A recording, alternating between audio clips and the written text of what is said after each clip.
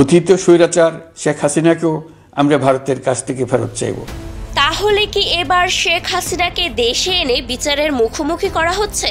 ইউনূস সরকার হাসিনাকে কবে আনবেন দেশে?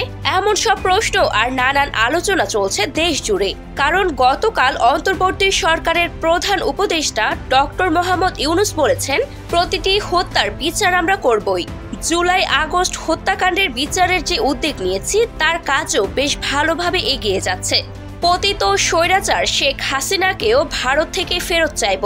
কেবল জুলাই আগস্ট হত্যাকাণ্ডই নয়, গত 15 বছরে সব অপকর্মের বিচার করব। কেবল জুলাই আগস্ট হত্যাকাণ্ডই নয়, আমরা গত 15 বছরে সব অপকর্মের বিচার করব। অন্তর্বর্তী সরকারের 100 দিন পূর্তি উপলক্ষে জাতির উদ্দেশ্যে দেয়া ভাষণে এসব কথা বলেন প্রধান উপদেষ্টা ডক্টর মোহাম্মদ ইউনূস। অনেকেই কমিশনের কাছে গুমের অভিযোগ করতে ভয় পাচ্ছেন, এই ভেবে যে অভিযুক্ত ব্যক্তিদের দ্বারা তারা আবার আক্রান্ত হতে পারে। কেবল দেশে নয়, গুম, খুন, জুলাই আগস্ট হত্যাকাণ্ডের সঙ্গে জড়িতদের আন্তর্জাতিক আদালতেও বিচারের উদ্যোগ নিয়েছেন জানিয়ে ডক্টর ইউনূস বলেন, ইন্টারন্যাশনাল ক্রিমিনাল কোর্টের প্রধান কৌশলী করিম খানের সঙ্গে আমার এ বিষয়ে কথা হয়েছে। আইন শৃঙ্খলা বাহিনীগুলোর কোনো সদস্য কিংবা অন্য কেউ যাতে হত্যা, গুম সহ এ ধরনের কোনো অপরাধে জড়িয়ে পড়তে না পারে, এজন্য আমরা গুম বিরোধী আন্তর্জাতিক সনদে স্বাক্ষর করেছি।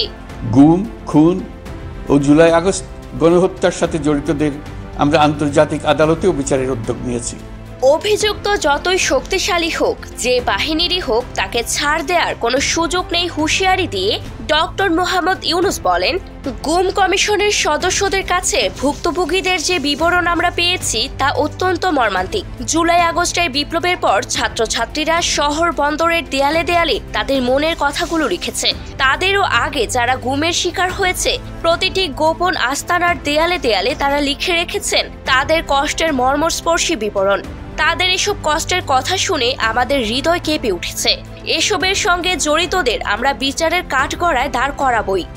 আপনারা দ্বিধাহীন চিত্তে কমিশনকে আপনাদের অভিযোগ জানান। কারো সাধ্য নাই আপনাদের গায়ে আবার হাত দেয়। কারো সাধ্য নেই আপনাদের গায়ে আবার হাত দেওয়ার হুঙ্কার করে প্রধান উপদেষ্টা জানান, অনেকেই কমিশনের কাছে গুমের অভিযোগ করতে ভয় পাচ্ছেন এই ভেবে যে অভিযুক্ত ব্যক্তিদের দ্বারা তারা আবার আক্রান্ত হতে পারেন, ক্ষতিগ্রস্ত হতে পারেন। আমি আপনাদের আশ্বস্ত করতে চাই, আপনারা দ্বিধাহীন চিত্তে কমিশনকে আপনাদের অভিযোগ জানান।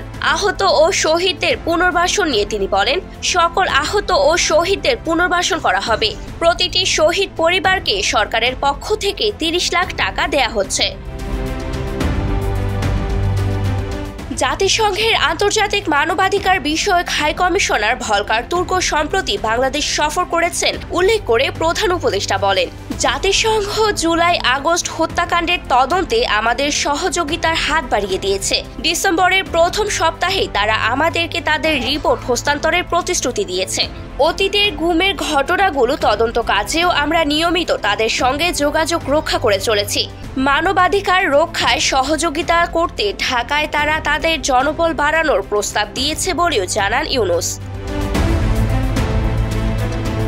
অন্তর্বর্তী সরকারের এই প্রধান বলেন, রাষ্ট্র ব্যবস্থার সংস্কার আমাদের এই সরকারের অন্যতম অঙ্গীকার। আপনারাই আমাদেরকে এই ম্যান্ডেট দিয়েছেন। আমরা মনে করি না যে একটি নির্বাচন কমিশন গঠন করে দিলে নির্বাচন আয়োজনে আমাদের দায়িত্ব শেষ। এছাড়াও সমসাময়িক সকল বিষয় নিয়েও কথা বলেন ডক্টর মোহাম্মদ ইউনূস। এ সময় দেশ সংস্কারের কাজে সকলকে ঐক্যমত হয়ে থাকতে বলেন তিনি।